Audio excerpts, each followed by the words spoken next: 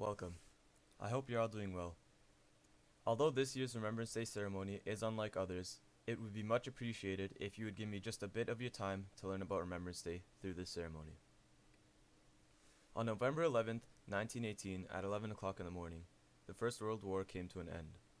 Millions of lives lost, wives left without husbands, mothers and fathers without sons, and children without parents. The world lost countless brave and strong souls who would never see the faces of their families again. Many of us would never understand this feeling. However, we, in memory of those lost, show respect and wear poppies on our chest. But where did these poppies come from? There are different reasons that many people have come across regarding how the poppy came to be. Some say that it's because the poppy grew on the limestone graves of the soldiers, and some say it's because the fields of poppies in Flanders, France were once battlegrounds. You can agree with any reason you feel is true. However, it's important to at least wear one to respect those who fought so we could be where we are today. That is the ultimate gesture of remembrance. We must remember and respect those who fought bravely for our country. Now that the origin of the poppy is clear, some may still have questions of why we wear the poppy. A man named John McCree was a Canadian medical officer during the First World War in 1915. He wrote a famous poem you may know called In Flanders Fields on a scrap of paper because he had lost one of his closest friends to the war. Mr. McCree's poem was published in a magazine in December later that year. Miss Monica Michael was a schoolteacher from America who came across his poem. To her, it served as a sign of remembrance, so she made a pledge to always wear a poppy.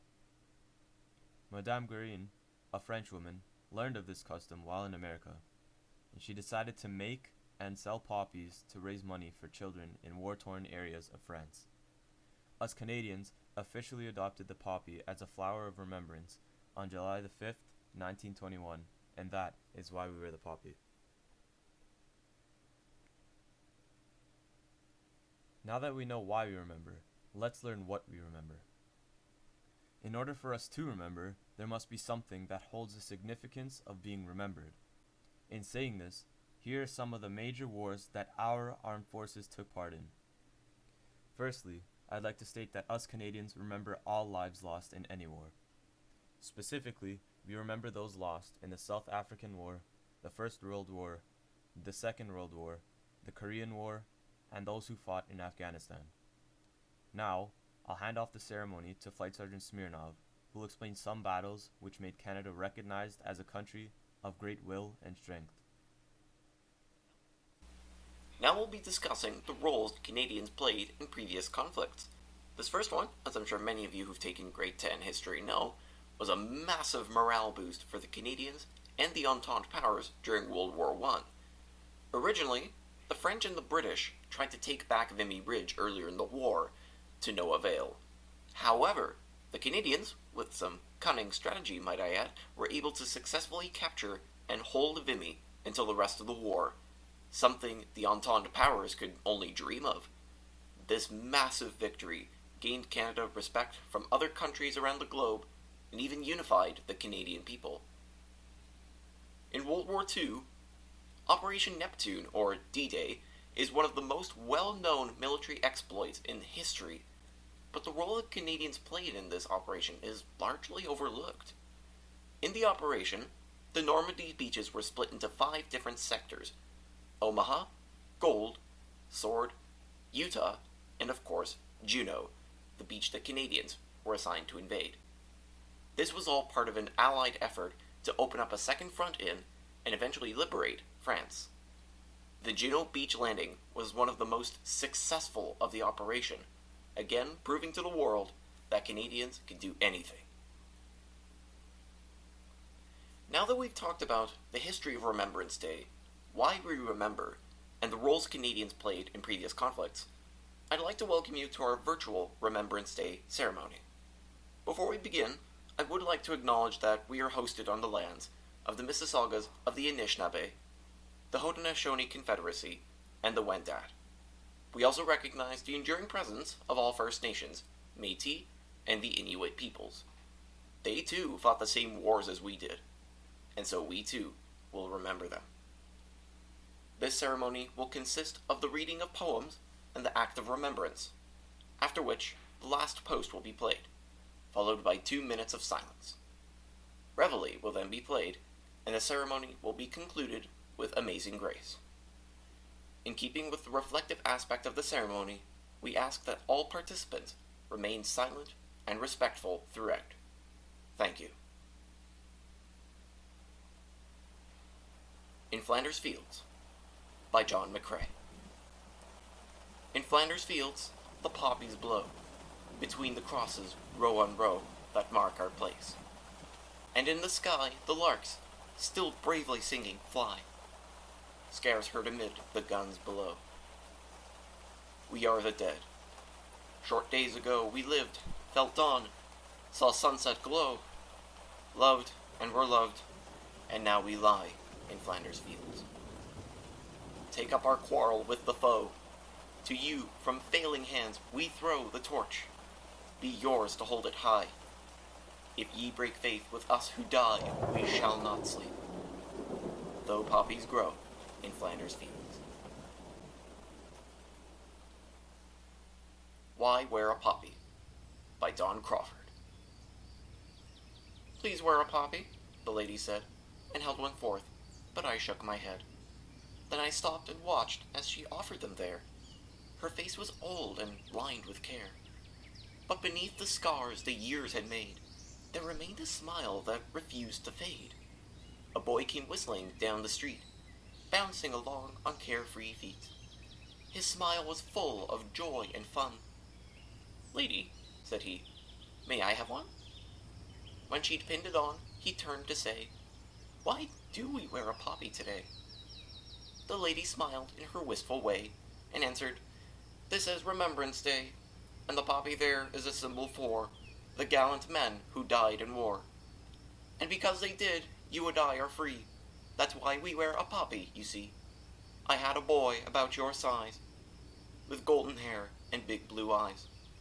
He loved to play and jump and shout. Free as a bird, he would race about. As the years went by, he learned and grew, and became a man, as you will too. He was fine and strong, with a boyish smile, but he'd seemed with us just a little while.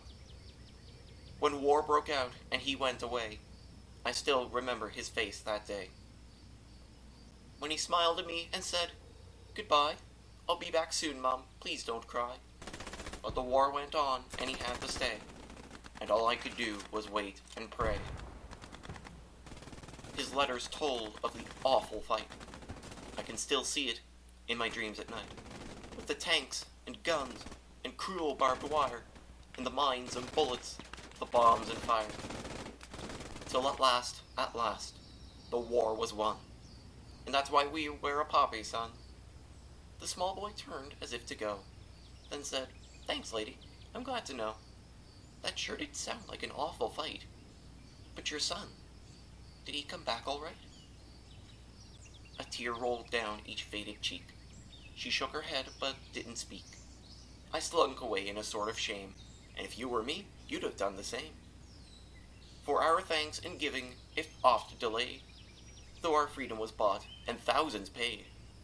And so when we see a poppy worn, let us reflect on the burden borne by those who gave their very all, when asked to answer their country's call, that we at home in peace might live. Then wear a poppy, remember, and give. Act of Remembrance. They shall not grow old, as we that are left grow old. Age shall not weary them, nor the years condemn. At the going down of the sun, and in the morning, we will remember them. Please remain silent during the playing of the last post, followed by the 2 minutes of silence.